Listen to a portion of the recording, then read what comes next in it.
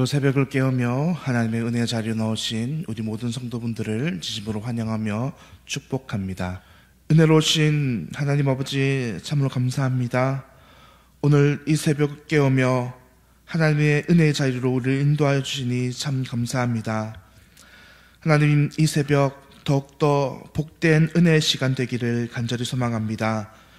주님을 만나는 이 시간, 하루의 가장 복된 시간이 되게 하시고 우리를 향한 하나님의 뜻과 계획을 알아가는 시간 되게 하여 주옵소서.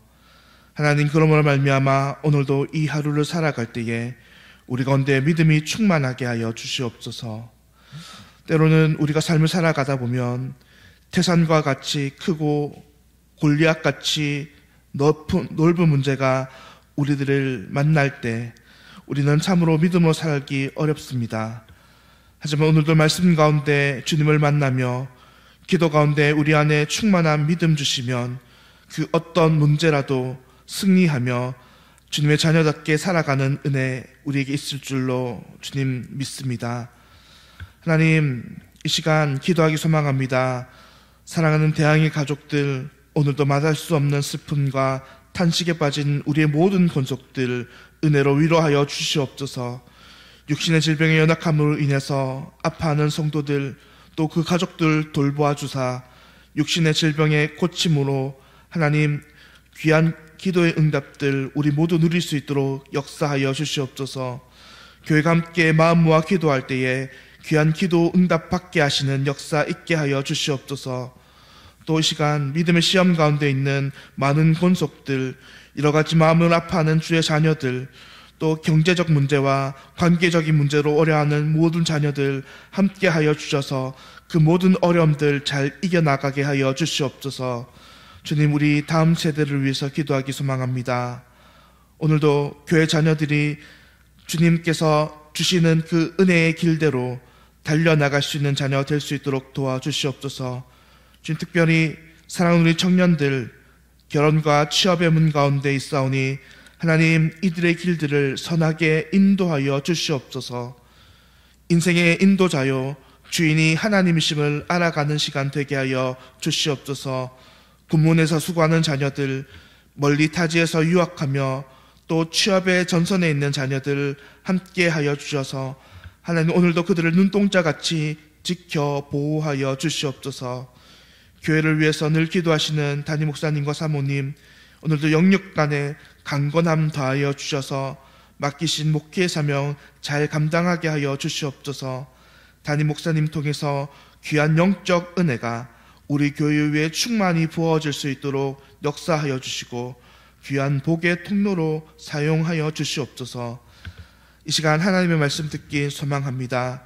이 새벽 하나님의 말씀을 들을 때에 성령께서 우리 마음과 귀를 주관하사 사람의 말이 아닌 하나님의 말씀으로 들려지는 은혜 우리에게 있기를 간절히 소망하오며 이 모든 기도 살아계신 우리 구주 예수님의 이름으로 기도드리옵나이다. 아멘. 오늘 하나님께서 우리에게 주시는 말씀 마태복음 22장 34절에서 46절까지의 말씀입니다. 마태복음 22장 34절로 46절까지의 말씀입니다. 예수께서 사두개인들로 대답할 수 없게 하셨다 함을 바리새인들이 듣고 모였는데 그 중에 한 율법사가 예수를 시험하여 묻되 선생님, 율법 중에서 어느 계명이 크니이까? 예수께서 이르시되 내 마음을 다하고 목숨을 다하고 뜻을 다하여 주 너의 하나님을 사랑하라 하셨으니 이것이 크고 첫째 되는 계명이요 둘째도 그와 같으니 네 이웃을 자신같이 사랑하라 하셨으니 이 두 계명이 온 율법과 선지자의 강령이니라. 바리새인들이 모였을 때에 예수께서 그들에게 물으시되 너희는 그리스도에 대하여 어떻게 생각하느냐? 누구의 자손이냐? 대답하되 다윗의 자손이니이다. 이르시되 그러면 다윗이 성령에 감동되어 어찌 그리스도를 주라 칭하여 말하되 주께서 내 주께 이르시되 내가 내 원수를 내 발 아래 둘 때까지 내 우편에 앉아 있으라 하셨도다 하였느냐? 다윗이 그리스도를 주라 칭하였은즉 어찌 그의 자손이 되겠느냐 하시니. 함께 읽겠습니다. 한마디도 능히 대답하는 자가 없고 그날부터 감히 그에게 묻는 자도 없더라. 아멘. 오늘은 진리의 눈먼 자들, 진리의 눈먼 자들이란 말씀의 제목으로 함께 하나님의 말씀을 나누도록 하겠습니다. 사랑하는 성도님들, 오늘 우리는 하루를 또 믿음으로 살아가야 하는 자들입니다. 그렇다면 오늘 우리가 믿음으로 또 이 하루를 살아가기 위해 우리에게 정말 필요한 것은 무엇일까요? 우리에게 가장 필요한 것, 우리가 이 하루를 살아가기에 우리 안에 믿음이 더욱더 충만하기에 필요한 것은 바로 하나님의 말씀일 것입니다. 우리 안에 말씀에 통한 은혜가, 우리 안에 말씀에 통한 그 믿음이 충만하다면 우리는 오늘도 그 충만한 믿음을 가지고 이 하루를 살아내며 오늘도 하나님과 동행하며 살아갈 수 있을 것입니다.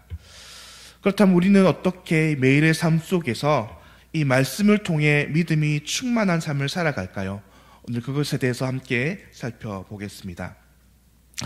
오늘 본문의 말씀은 예수님께서 예루살렘에 올라가신 이후 평소 예수님에 대해서 반감을 가지고 있던 많은 종교 지도자들이 예수님에게 파상 공세하는 부분 중에 하나입니다. 어제 본문에 의해서 사두개인들의 공격을 받았던 예수님이 이제 오늘은 이 사두개인들이 예수님과 대결해서 아무런 말도 하지 못했다는 것을 듣고 바리새인들이 예수님을 공격하기에 이릅니다. 어떻게 해서든지 예수님을 잡아 죽일 빌미를 갖기 위해서 온갖 방법을 다 동원하는 것이지요. 그 중에 어떤 바리새인이자 율법사 한 명이 예수님께 나와서 이런 질문을 한 것입니다. 오늘 본문 36절의 말씀입니다. 선생님, 율법 중에서 어느 계명이 크니까? 라고 이 율법사는 예수님께 질문합니다. 여러분, 왜 예수님께 이 율법사가 이런 질문을 하는 것일까요? 정말 예수님의 대답이 궁금해서 율법사는 예수님께 이런 질문을 할까요? 그렇지 않을 것입니다. 율법사는 예수님을 공격할 빌미를 잡기 위해서입니다. 이 율법사가 한 질문, 어느 계명이 율법 중에서 크니까 하는 계명은 사실 누군가를 함정에 몰아놓고 또 누군가에게 여러 가지 율법에 대해서 시비를 걸 때 적합한 질문이었던 것입니다. 왜냐하면 그 바리새인들이 알고 있는 율법의 종류가 613가지나 되었는데 그 중에서 무엇을 하지 말아라 하는 이 부정적인 계명이 365가지였고 너희는 무엇을 지켜야 된다, 해야 한다, 이렇게 긍정하는 율법이 248개였다라고 합니다. 그래서 당시 바리새인들 사이에서, 율법사들 사이에서도 어느 계명이 큰지 자신들 사이에서도 의견이 분분했고, 그러므로 말미암아 이 어느 계명이 크니까 하는 이 질문은 당시 누군가를 시비를 걸고 또 누군가 논쟁을 하기에 적합한 주제였던 것입니다. 당연하게도 이 율법사는 예수님을 시비를 걸고 예수님을 함정에 빠뜨리려고 지금 이 질문을 했던 것이죠. 그러나 예수님의 질문은 너무나 놀라운 것이었습니다. 오늘 본문 37절부터 40절까지의 말씀에서 예수님은 이렇게 말씀하십니다. 예수께서 이르시되 내 마음을 다하고 목숨을 다하고 뜻을 다하여 주 너의 하나님을 사랑하라 하셨으니 이것이 크고 첫째 되는 계명이요 둘째도 그와 같으니 내 이웃을 내 자신같이 사랑하라 하셨으니 이 두 계명이 율법과 온 율법과 선지자의 강령이니라 라고 대답하셨던 것입니다. 이 말씀은 구약의 율법을 단 두 마디로 정리하셨습니다. 첫째는 하나님을 사랑하는 것이고 둘째는 그와 같이 내 이웃을 사랑하라는 가르침인데 사실은 첫째 계명과 둘째 계명, 그러니까 하나님을 사랑하는 것과 이웃을 사랑하는 것은 그 동등됨이 같다라고 말씀하셨던 것입니다. 이것은 예수님 또 자신의 말씀이 아니고 예수님께서 각각 신명기와 레위기, 그러니까 율법의 말씀을 인용한 말씀이기 때문에 더더욱 율법사는 예수님의 이러한 대답에 대해서 딴지를 걸 수 없었던 것입니다. 그래서 오늘 본문은 이 이유 율법사의 대답을 기록해 놓지 않았습니다. 마치 이 마태복음을 기록한 마태가 이렇게 말하는 것이죠. 예수님을 시험에 빠뜨리러 온 이 율법사는 이 예수님의 통찰력 있는 말씀, 너무나 완벽한 대답 앞에 그저 할 말을 읽고 예수님의 말씀을 인정할 수밖에 없었다라고 말합니다. 또 오늘 사건과 동일한 본문을 기록한 병행본문인 마가복음 12장 34절 말씀에서도 이 이후의 사건을 이렇게 기록합니다. 그 후에 감히 묻는 자가 없더라라고 말입니다. 율법학자요 율법의 전문가라고 말하는 이 모든 일들이 예수님의 이 통찰력 있는 말씀 앞에, 대답 앞에 모두 다 벙어리가 되었다라는 것입니다. 이제 이어지는 본문인 41절부터 46절까지의 말씀을 통해서 예수님은 오히려 이 바리새인들에게 역으로 질문하시는데, 그것은 그리스도, 그들이 생각하는 구원자와 그리스도와 다윗에 관한 질문이었습니다. 그 당시 유대인들과 바리새인들은 자신이 기다리던 메시아, 즉 그리스도가 다윗의 혈통으로 나신다라는 생각을 가지고 있었습니다. 그런데 예수님의 질문은 이런 율법사들과 바리새인들의 그런 생각을 비트는 질문이었습니다. 구약 성경인 시편 110편 1절 말씀에서 이렇게 말씀하십니다. 주께서 내 주께 이르시되 내가 내 원수를 내 발 아래 둘 때까지 내 우편에 앉아 있으라 하셨도다. 예수님께서는 이 시편 110편의 말씀을 인용해서 율법학자들, 바리새인들에게 이렇게 묻는 것이죠. 너희들이 그렇게 만약 그리스도가 다윗의 자손 가운데 나온다라고 생각한다면 왜 이 시편 110편을 기록하고 있는 다윗이 자신의 자손인 그리스도를 향해서 왜 주라고 이야기하느냐라는 질문이었습니다. 어떻게 자신의 후손을 보고 주라고 이야기할 수 있느냐라는 질문이었던 것이죠. 그러나 다시 성경은 그 이후의 반응을 오늘 본문 46절을 통해서 이렇게 이야기합니다. 한마디도 능히 대답하는 자가 없고 그날부터 감히 그에게 묻는 자도 없더라라고 말입니다. 율법에 대해서 통달하고 율법을 누구보다 가장 잘 알고 있다라고 하는 바리새인들, 율법학자도 이 예수님의 통찰력 있는 말씀, 예수님의 이 질문 앞에 아무런 대답을 하지 못하고 침묵만 흘렀던 것입니다. 사랑하는 성도님들, 예수님께서는 왜 지금 바리새인에게 이런 질문을 그러면 하시는 것일까요? 그것은 궁극적으로 예수님이 이 질문을 통해서 예수님은 자신이 진정한 메시아 그리스도이심을 그들에게 깨우치려 하신 것입니다.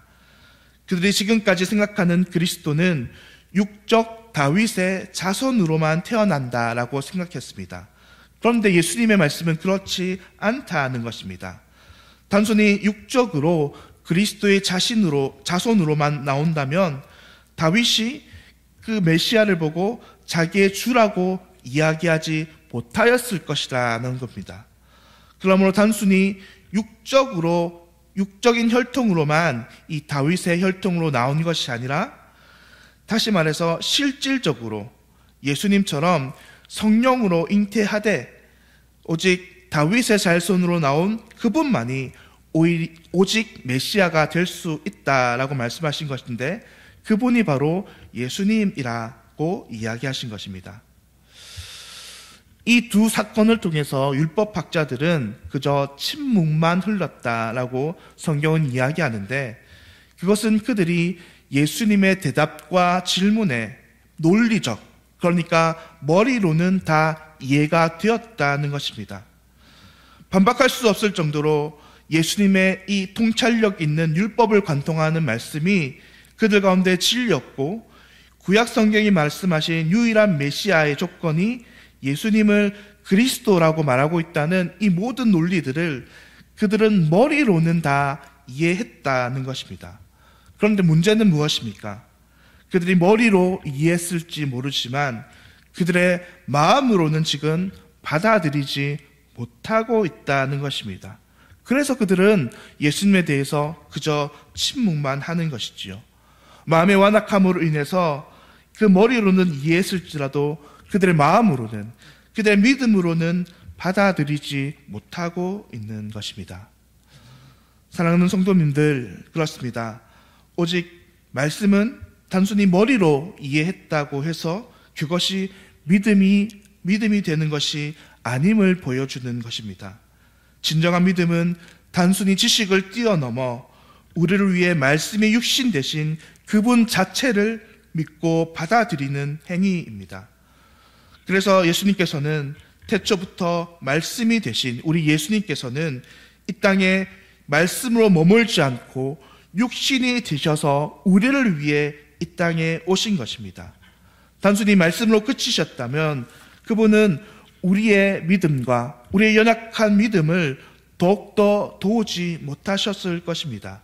하지만 예수 그리스도께서는 우리 연약한 믿음을 위해서 이 땅에 육신의 몸을 입고 마치 인간과 같은 몸을 이 땅에 입고 공생의 모습을 살아내므로 우리의 믿음을 더욱더 도우셨던 것입니다.